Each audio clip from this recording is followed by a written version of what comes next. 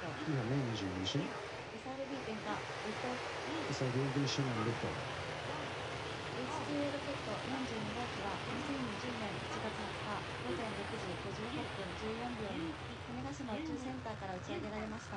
We have a liftoff of H2A vehicle number 42 from JAXA International Space Center at 6:58:14 a.m. on July 20, 2020 Japan Standard Time.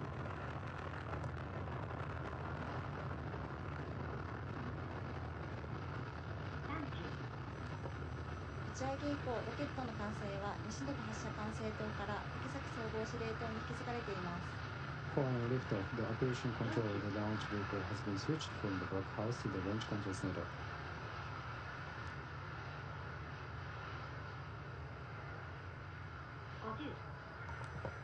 ロケットは現在徐々に東方向の